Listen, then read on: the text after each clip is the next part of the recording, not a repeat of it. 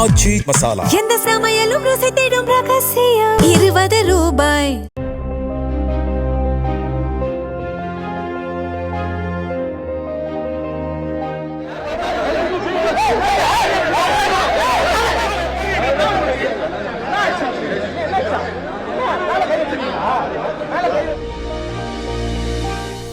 தமிழக வெற்றிக் கழகத்தின் தலைவர் விஜய் வெள்ளிக்கிழமையன்று காரைக்குடியில் பிரச்சாரம் மேற்கொள்ள சென்னையிலிருந்து தனி விமானம் மூலம் மதுரை வந்தடைந்து பின்னர் பிரச்சார வாகனம் மூலம் காரைக்குடி நோக்கி பயணம் செய்தார்.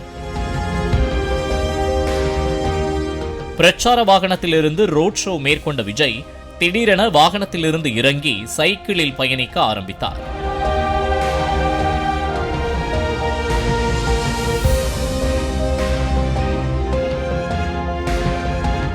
அப்போது தொண்டர்கள் விஜயின் அருகே குவிந்ததால் அங்கிருந்த பவுன்சர்கள் யாரும் அருகில் வராதபடி கூட்டத்தை சரி செய்ய முயன்றனர். ஆனால் கூட்டம் கட்டுக்கடங்காத நிலைக்கு மாறியதால் விஜய் சைக்கிளில் இருந்து இறங்கினார்.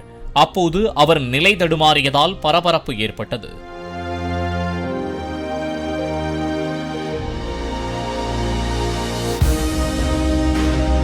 பின்னர் விஜய் மீண்டும் தனது பிரச்சார வாகனத்தில் ஏறினார். காரைக்குடியில் கண்ணதாசன் மணிமண்டபம் அருகே நண்பகல் 12 மணி முதல் பிற்பகல் 2:30 மணி வரை பிரச்சாரம் மேற்கொள்ள காவல்துறை அனுமதி அளித்திருந்தது. ஆனால் விஜய் பிரச்சாரம் மேற்கொள்ள இருந்த இடத்தை பிற்பகல் 2:40 மணிக்கு வந்தடைந்ததால் நேரமின்மை காரணமாக அவர் பிரச்சாரம் செய்யாமல் ரோட் ஷோவில் மட்டுமே ஈடுபட்டார். அண்ணனை பார்க்க ரொம்ப நேரம் காத்துக்கிட்டு இருந்துட்டு நான் நல்லா கிட்ட இருந்து பார்த்தேன். ரொம்ப சந்தோஷமா இருக்குது. பேசலை, அது மட்டும் கொஞ்சம் ஃபீலிங்காக இருக்கு. இதனைத் தொடர்ந்து காரைக்குடியில் இருந்து பிரச்சார வாகனத்திலேயே விஜய் திருச்சி விமான நிலையம் வந்தடைந்தார். திருச்சி விமான நிலையத்தில் நிறுத்தப்பட்டுள்ள அவரது தனி விமானத்தை பறக்கும் படை அதிகாரி தியாகேஸ்வரன் தலைமையில் 4 பேர் கொண்ட குழுவினர் சோதனை மேற்கொண்டனர். சோதனையில் எந்தவித பரிசு பொருளோ பணமோ இல்லை எனவும் பழங்கள், நொறுக்கு தீனிகள், தண்ணீர் பாட்டில்கள் மட்டுமே இருந்ததாகவும் அவர்கள் தெரிவித்தனர்.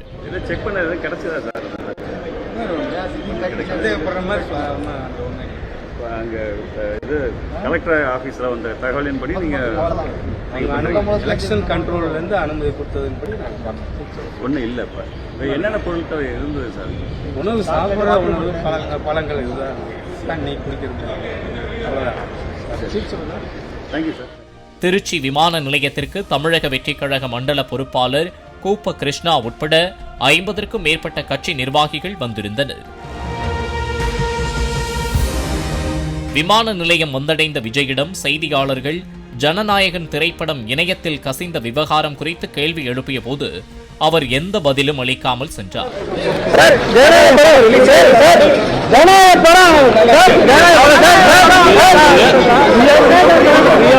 பின்னர் அங்கு நின்ற விஜயின் பவுன்சர்கள் செய்தியாளர்களை தடுத்து நிறுத்தியுள்ளனர். அப்போது கருப்பு நிற கண்ணாடி, வெள்ளை நிற டி ஷர்ட் அணிந்த விஜயின் பவுன்சர் ஒருவர் செய்தியாளரை தள்ளிவிட்டார். இதனை பார்த்த அங்கிருந்த சக பத்திரிகையாளர்கள் ஆவேசமடைந்தனர். இதனால் அங்கு பரபரப்பு நிலவியது. பின்னர் அங்கிருந்த காவலர்கள் பத்திரிகையாளர்களை சமாதானம் செய்ய முயன்றனர்.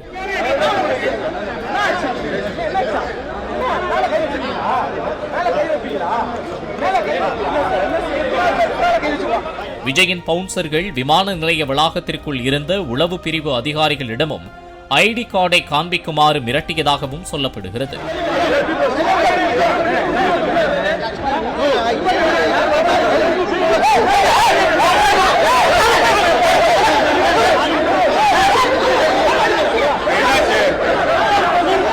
ஆத்திரமடைந்த சக பத்திரிகையாளர்கள் தள்ளிய பவுன்சரை கைது செய்ய கோரி முழக்கங்கள் எழுப்பினர்.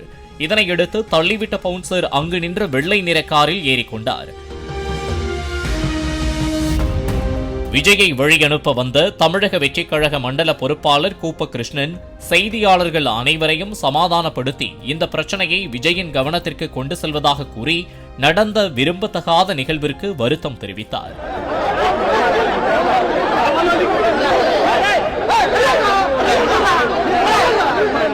மேலும் பணியில் இருந்த விஜயின் பவுன்சர்கள் வேறு மாநிலத்தைச் சேர்ந்தவர்கள் என்பதால் மொழி பிரச்சினை காரணமாக அவர்களின் சில நடவடிக்கைகள் முகம் சுழிக்க வைக்கும் வகையில் அமைந்து விடுவதாகவும் அங்கிருந்த அதிகாரிகள் சிலர் தெரிவித்துள்ளனர்.